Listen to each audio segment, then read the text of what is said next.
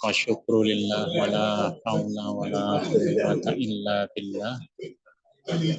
Asyhadu an la ilaha illallah wa asyhadu anna Muhammadan abduhu wa rasuluh. Allahumma shalli ala nabiyyina Muhammadin wa ala alihi wa sahbihi ajmain. Yang kami hormati rekan-rekan di Lazisku dan hadirin yang dirahmati Allah Subhanahu wa taala. Alhamdulillah malam hari ini bisa bertemu. Maaf saya terlambat karena waktunya berubah-ubah nih ya. Jadi terlambat. Langsung saja kita menyampaikan materi yang mendapat keutamaan sedekah.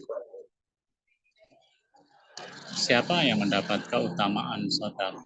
Itu yang pertama adalah definisi dari sedekah itu sendiri.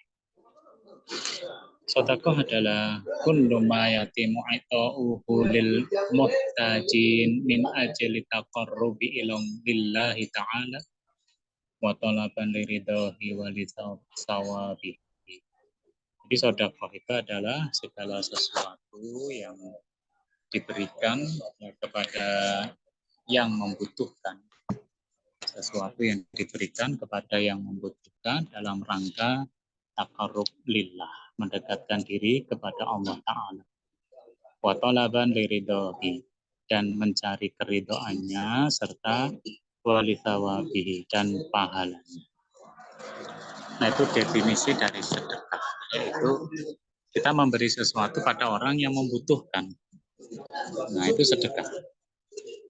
Tetapi kalau itu tidak diniatkan untuk mendekatkan diri pada Allah, ya tidak dinamakan sedekah. Sedekah itu dalam rangka mendekatkan diri kita kepada Allah Subhanahu wa taala. Oleh karena itu, definisi dari Rasulullah SAW lebih luas lagi tentang sedekah, yaitu kullu ma'rufin sedekah. Segala sesuatu yang ma'ruf itu adalah sedekah. Ma'ruf itu maknanya adalah hati yang bersih dan akal yang sehat mengenali kebaikannya. Ya, makanya segala sesuatu yang dikenali kebaikannya oleh akal yang sehat dan hati yang bersih itu namanya sedekah. Nah, ini kan lebih luas ini. Maka dari definisi ini, sedekah itu dapat berbentuk jasa, dapat pula berbentuk materi. Yang berbentuk jasa itu Rasulullah SAW bersabda, kullu sulama minan nasi alaihi shadaqatun. Jadi setiap anggota tubuh manusia itu memiliki keharusan untuk bersedekah. Ya, ini yang sedekah dalam bentuk jasa. Terus bentuknya apa? Kullu yaumin tadla'u fihi syamsu. Ya. Dan setiap hari ketika matahari terbit itu ta'dilu bainal itsnaini shadaqatun. Mendamaikan dua orang yang bertengkar itu sedekah. Nah, ini kan bukan materi, tetapi ini adalah jasa. Kalau ada dua orang yang berselisih, ada dua orang yang bertengkar, maka kita mendamaikannya. Ya, maka itu sedekah. Wa tu'inur rajul fi dabbatihi fatahmiluhu 'alaiha aw tarfa'u lahu 'alaiha mata'ahu shadaqatun. Juga kalau kita itu menolong orang yang naik kendaraan. Kalau zaman dulu kan naik onta, naik kuda, itu kadang dia harus ngangkat kaki, melompat, nah kita bantu. Atau dia nggak punya pelananya, nggak punya tali petangnya, kita bantu. Ya, atau menolong mengangkatkan barang ke atas kendaraan. Ya, kalau sekarang ya kendaraan ada juga yang tinggi kendaraannya sehingga kita harus bantu untuk orang itu naik di atas kendaraannya atau mengangkatkan barang yang mau dibawa bepergian di atas kendaraannya. Itu juga sedekah.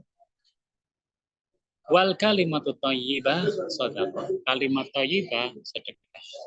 Misalkan subhanallah walhamdulillah wala ilaha illallah wallahu akbar, itu sedekah. Wa kullu khutwati tamshiha ila shalah sadaqatun. Dan setiap langkah kita menuju masjid untuk sholat itu juga sedekah. Waktu mitul ada anitorik dan juga menyingkarkan sesuatu yang membahayakan di jalan juga sedekah. Jadi jangan hanya cuek saja, sesuatu yang menghalangi di jalan itu bisa dari atas, bisa dari bawah. Misalkan ranting-ranting yang menjulur ke jalan, atau kemudian bangunan rusak yang juga menjulur ke jalan, sehingga membahayakan kepala orang. Atau yang di bawah, apakah itu batu-batuan, lubang, atau dedaunan, atau batang-batang pohon, kita singkirkan, itu sedekah. Hadis diriwayatkan oleh Imam Muslim. Jadi sedekah-sedekah semacam ini bukan sedekah materi, tapi sedekah jasa. Ya, itu termasuk sedekah.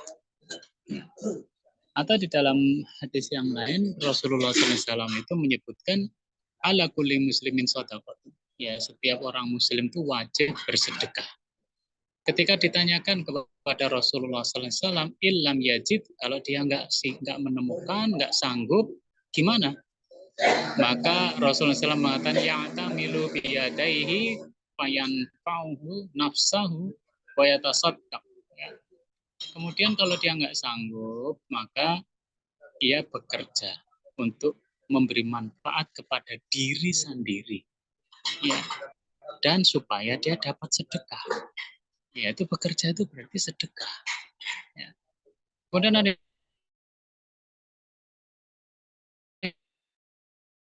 ilam, maka Rasulullah SAW menyebutnya ya'in dal hajah, memenuhi hajat orang yang membutuhkan, itu juga termasuk di dalam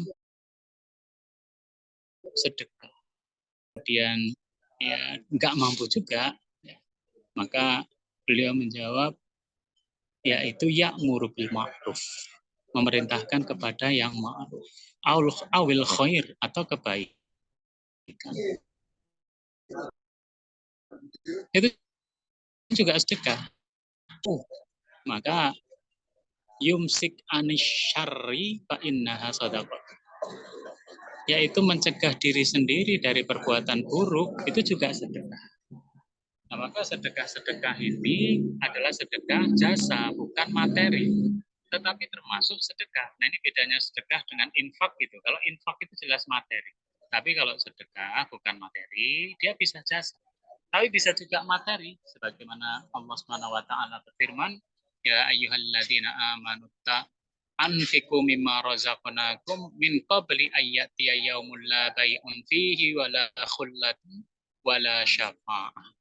Ya orang yang beriman, belanjakanlah di jalan Allah sebagian apa yang telah diberikan dari rezeki Allah Subhanahu wa taala.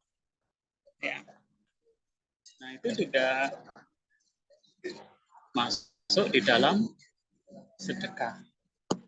Ya. Tetapi sedekah ini adalah sedekah materi. Ya, lain dengan yang tadi sedekah berupa jasa. Maka sedekah itu ada dua macam, yaitu sedekah materi dan sedekah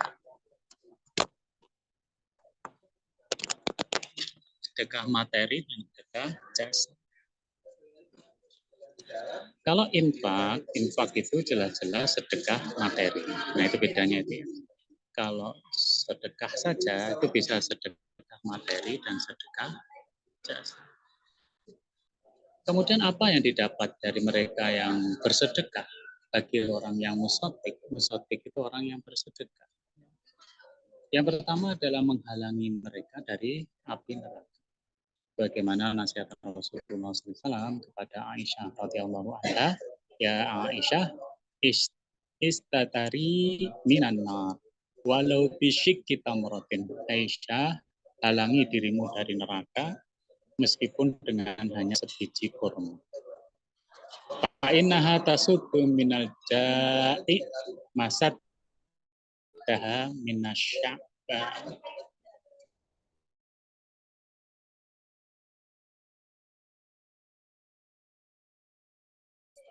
minas syab'an, dari lapar.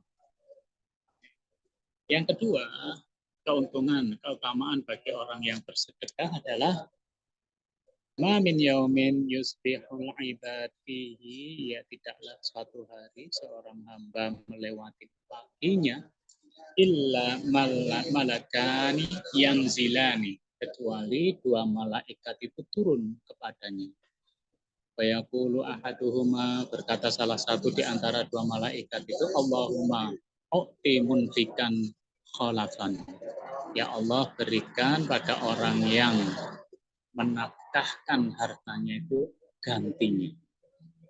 Jadi kalau orang yang mengeluarkan nafkah, semoga mendapatkan gantinya. Wa yaqulul akhar, sedangkan malaikat satunya berdoa, Allahumma u'ti mumsikan talafan. Ya Allah, berikanlah kepada orang yang menahan hartanya talafan, yaitu kehancuran. Nah, jadi bagi mereka yang bersedekah itu akan mendapatkan ganti dari Allah Subhanahu wa taala. Kemudian yang ketiga, keutamaan bagi orang yang sedekah itu adalah memadamkan murka Allah. Rasulullah SAW bersabda, as-sadaqatu tudfi'u ghadbar rabbi. Jadi sedekah itu memadamkan kemurkaan Allah. Wa tadfa'u maitatasu, dan menolak mati dalam keadaan jelek atau su'ul khotimah. Itu bagi mereka yang mengeluarkan uang, mengeluarkan sedekah. Juga kemudian mendapatkan pahala dari Allah Subhanahu wa taala. Nah, ini hadisnya, ayat yang terkenal ya. Matalul ladzina yunfiquna amwalahum fi sabilillahi kamathali habbatin ambatat sab'a sanabila fi kulli sumbulatin mi'atu habbah. Perumpamaan nafkah yang dikeluarkan oleh orang yang menafkahkan hartanya di jalan Allah adalah serupa dengan sebutir benih yang menumbuhkan 7 bulir. Jadi ada satu butir benih menumbuhkan 7 bulir. Yang kemudian masing-masing dari bulir itu ada 100 biji. Berarti 7 kali 100 berarti 700. Itu bagi yang bersedekah dia akan mendapatkan 700 kali lipat pahala. Ternyata juga sedekah itu menghilangkan permusuhan. Rasulullah SAW bersabda, Afdalus sadaqati as-sadaqatu ala dzirrahim al-kasyif. Sedekah yang utama adalah sedekah kepada kerabat, ya, yang itu bisa memendam misal kerabat yang memendam rasa permusuhan. Artinya dengan sedekah itu permusuhan yang ada dalam hati saudaranya itu akan hilang. Ya. Kemudian sedekah itu bisa menumbuhkan empati, ya terus. Nah itu terus ya. Dari Abu Hurairah, Nabi SAW bersabda, in aratta an yalina qalbuka, jika kamu ingin an yalina qalbuk, yaitu lembut atau lainnya, lembutnya hati, fa'at'im al-masakin al-miskin, hendaklah memberi makan orang miskin. Juga wamsah ra'sal yatim, mengusap kepala anak yatim. Memberi makan orang miskin itu adalah sedekah. Demikian pula mengusap kepala anak yatim. Yang satu berupa materi, yang satu berupa jasa. Itu sedekah. Sehingga dengan sedekah itu akan menumbuhkan rasa empati. Empati kepada orang miskin, empati kepada anak yatim. Sedangkan zakat, siapa yang dapat keutamaan zakat? Zakat itu beda dengan sedekah. Ya, kalau zakat itu adalah wajib, jadi hukumnya wajib. Kalau zakatnya wajib dikeluarkan, karena telah memenuhi nisab. Nisab itu ukuran zakat. Dan haul itu waktunya. Yang itu diserahkan kepada 8 asnaf. Sabilillah, memerdekakan budak, orang dalam perjalanan, dan amil zakat melalui lembaga pemerintah. Jadi yang benar zakat itu disalurkan lewat lembaga pemerintah. Dan zakat itu adalah salah satu rukun di antara rukun Islam. Sedangkan definisi zakat dalam Undang-Undang Nomor 23 Tahun 2011 tentang pengelolaan zakat, pada pasal 1 disebutkan zakat adalah harta yang wajib dikeluarkan oleh seorang muslim atau badan usaha untuk diberikan kepada yang berhak menerimanya sesuai dengan syariat. Keutamaan zakat bagi yang bayar zakat atau yang muzaki adalah dia bisa tutohiruhum wa tuzakkihim biha, yaitu ini poinnya ya pada membersihkan dan mensucikan mereka. Yang dimaksud mereka itu baik harta mereka maupun jiwa mereka itu disucikan dengan zakat. Nah kalau kita itu suci harta dan jiwa kita, maka harta yang masuk ke dalam tubuh kita adalah harta yang bersih. Rasulullah SAW menyebut la yadkhulul jannah jasadun wudiya bil haram. Tidak akan masuk surga tubuh yang diberikan makan dari sesuatu yang haram. Sesuatu yang haram itu bisa jadi karena harta kita itu tidak dizakati, berarti ada hak orang lain yang masih ada di dalam harta kita. Atau Rasulullah SAW bersabda, kulul lahmin nabata min suhtin fannaru aula bihi. Setiap daging yang tumbuh dari yang haram, maka neraka lebih pantas baginya. Ya, jadi karena dia barang haram masuk dalam dirinya. Keutamaan zakat bagi yang menerima, nah itu di situ. Ya, wasalla alaihim inna salataka sakanul lahum, yaitu menjadi ketentraman jiwa bagi yang menerima zakat. Baik karena itu adalah harta yang halal, harta yang suci sehingga menenteramkan jiwa. Juga terpenuhinya kebutuhan bagi para mustahik, yaitu orang yang menerima zakat. Ya. Nah, 8 orang mustahik yang menerima zakat itulah mereka akan mendapatkan ketentraman dari Allah Subhanahu wa Ta'ala. Ya, karena terpenuhi kebutuhannya.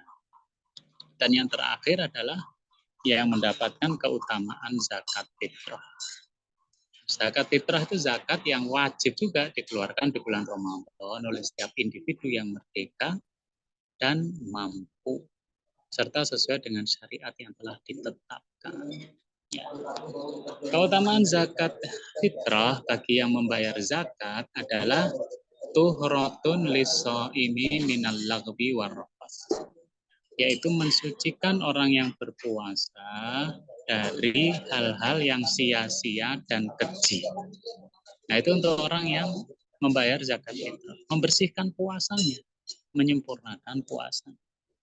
Sedangkan bagi orang yang mustahik, yang menerima, maka dia itu untuk muatan lil masakin, memberi makan pada orang miskin. Hikmahnya adalah supaya unuhum anit tawafi fi hadzal yaum, supaya orang miskin itu tidak meminta-minta berkeliling pada hari itu. Artinya di hari yang bahagia semua bahagia. Ya. Nah, keutamaan zakat, sedekah dan zakat dalam sebuah negara adalah satu, terpenuhinya kebutuhan pokok masyarakat. Sandang, pangan, papan, kesehatan, pendidikan. Ya, jangan sampai warga negara itu kesulitan. Ya, aneh. Yang kedua, program pengentasan masyarakat dari kemiskinan dan kebodohan. Jadi zakat itu bisa, zakat dan sedekah ya, bisa dipakai untuk pertama menyekolahkan atau memberi modal kepada warga negara, kemudian memberi living cost dan pendampingan di dalam berusaha sampai didampingi sehingga dia BEP atau sampai dia untung. Nah, dari situlah baru living cost-nya ditarik. Dari situlah ya masyarakat jadi terentaskan dari kemiskinan dan kebodohan. Yang ketiga, mereduksi jurang kesenjangan antara yang kaya dan yang miskin. Jadi Jangan sampai yang miskin semakin miskin menderita, bahan pokok nggak bisa, sementara yang kaya hidup foya-foya. Itu jangan sampai ya, direduksi sedekah dan zakat. Juga bisa untuk pembangunan dan pertahanan sebuah negara, karena itu bisa untuk membayar tentara, membeli alat perang, sedekah bisa. Yang kelima, kesucian jiwa bagi warga negara, karena zakat itu tujuannya adalah mensucikan. Demikian yang bisa kami sampaikan. Kurang lebihnya saya minta maaf. Assalamualaikum warahmatullahi wabarakatuh. Waalaikumsalam warahmatullahi wabarakatuh. Ya, Masya Allah. Tapi langsung ke tanya jawab nggih, Ustaz. Ini sudah ada beberapa. Yang pertama itu dari akun namaku Juan. Tuh, pertanyaannya, Assalamualaikum warahmatullahi wabarakatuh. Apakah boleh menumpuk infak atau sedekah kemudian kita tunaikan di bulan Ramadan, mengingat keutamaan yang berlipat ganda bila sedekah atau infak di bulan Ramadan? Mungkin bisa dijawab dulu, Ustadz. Bisa, Ustadz. Terima kasih. Jadi kalau kita sedekah dan infak di bulan Ramadan, memang pahalanya dilipat gandakan oleh Allah Subhanahu wa Ta'ala. Tetapi yang perlu diingat adalah sedekah dan infak dalam rangka memenuhi hajat saudara kita, maka pahalanya juga sama dengan sedekah dan infak di bulan Ramadan. Kenapa? Karena hajat saudara kita itu tidak bisa disetting hanya untuk bulan Ramadan. Ya, hajat saudara kita itu ada di 12 bulan, nggak mungkin kita tunda di bulan Ramadan. Nah, ketika hajat saudara kita itu kita penuhi, maka pahalanya sama dengan sedekah di bulan Ramadan. Oke, begitu Mas Juan. Semoga menjawab. Kemudian ada dari Dokter Muromi. Di bulan Ramadan banyak proposal yang masuk untuk mendukung kegiatan. Contohnya buka bersama, menyantuni orang tidak mampu, anak yatim, dan lain-lain.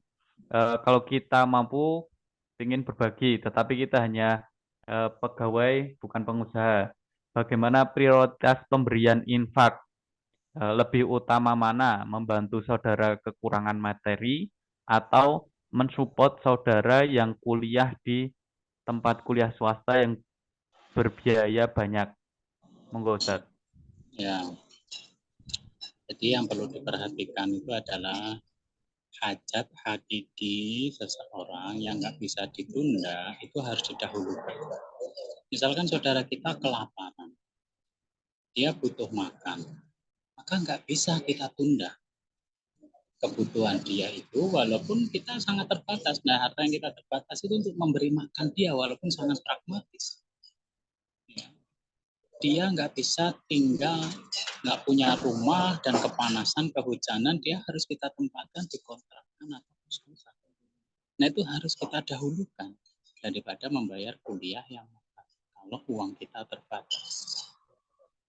Jadi hajat yang dibutuhkan pada saat itu dan nggak bisa ditunda, itulah yang harus dibutuhkan, harus diselesaikan. Nah, sedangkan hajat yang ada jangka waktunya, ya marilah kita bisa menabung atau kita bisa mencari alternatif untuk menyelesaikan. Demikian.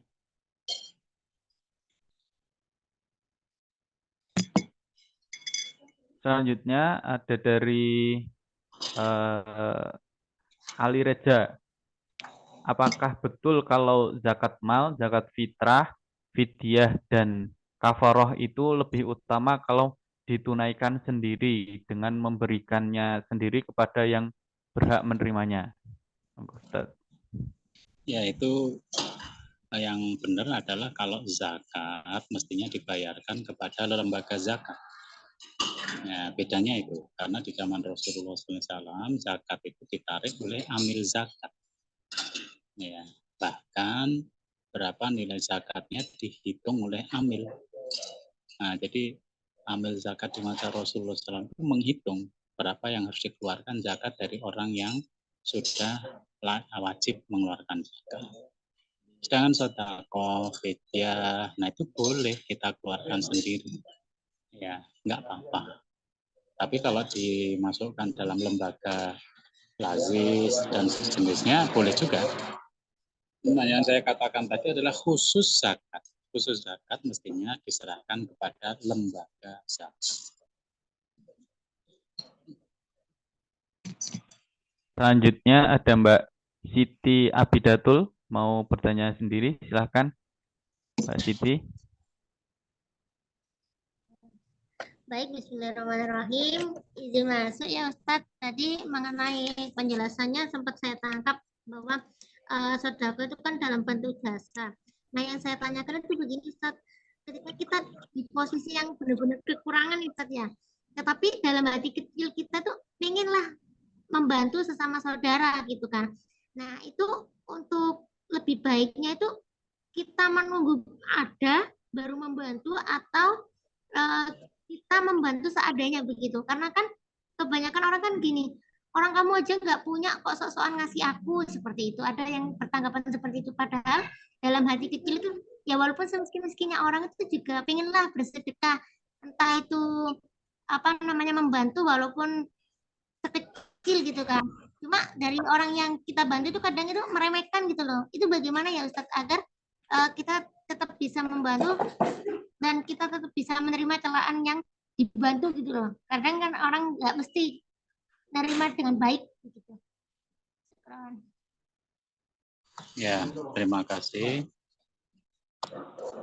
Jadi yang perlu diperhatikan adalah Allah memerintahkan kita yunfiku nafis sarra'i wad dharra. Kita itu infak itu dalam keadaan lapang maupun sempit. Jadi jangan nunggu lapang. Ya, lapang atau sempit. Di saat lapang kita sedekah.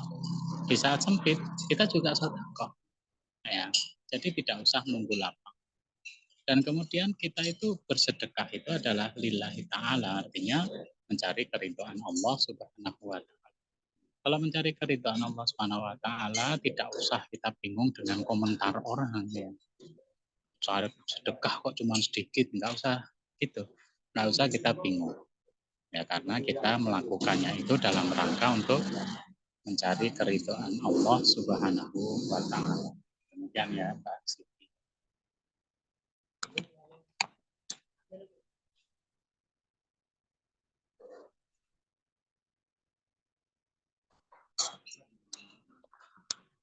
Yang lainnya?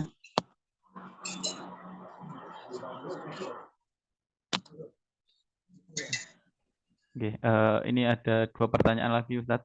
Yang pertama dari Dr. Muromi lagi. Bagaimana dengan badal haji orang dekat atau orang tua yang memang waktu hidup termasuk bukan yang mampu, apakah menjadi kewajiban kita untuk membadalkan haji mereka? Untuk haji ya, untuk haji.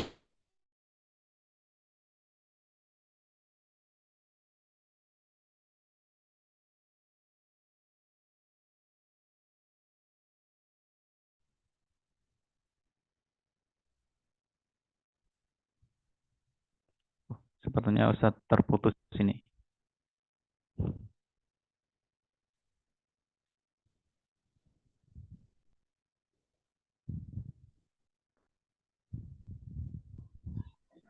Kalau haji diperbolehkan untuk membadalkan.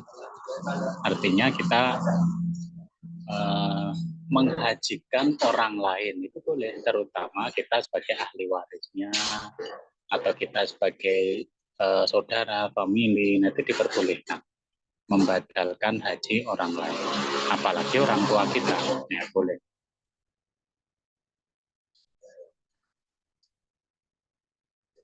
Berarti boleh tapi nggak wajib gitu kita? Nggak wajib. Oh iya.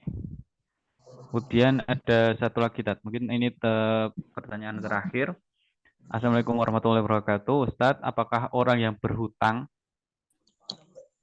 diperkenankan untuk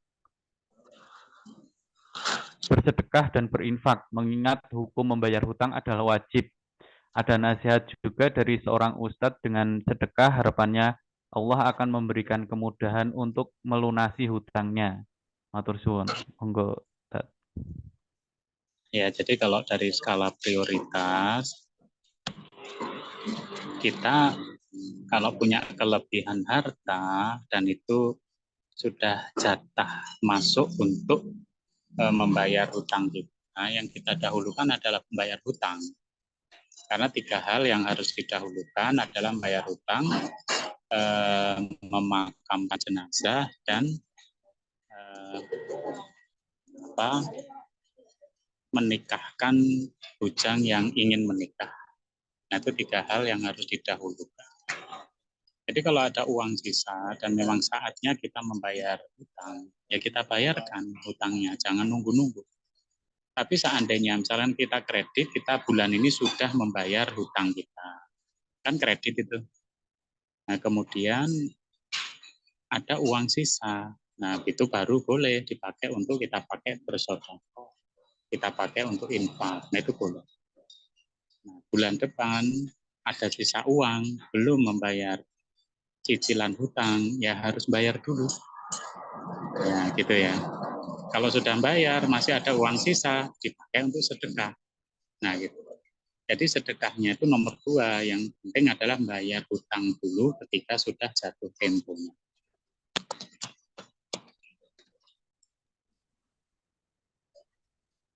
Iya, matur suwun Ustadz. Itu ya Mas Marwan, berarti kita bayar hutang dulu, baru kalau ada sisa bisa bersedekah atau berinfak. Mungkin itu dulu Ustadz. Closing statement, Ustadz. Ya. Jadi sedekah itu dari kata sodako, artinya adalah membenarkan. Sedekah kita itu sebenarnya adalah kejujuran kita di dalam meyakini iman hari akhir, dan iman adanya surga neraka, juga iman pada Allah. Jadi ketika orang itu bersedekah dengan berambisi, insya Allah dia adalah orang yang berambisi imannya, mempunyai keimanan yang kuat terhadap hari akhir. Demikian.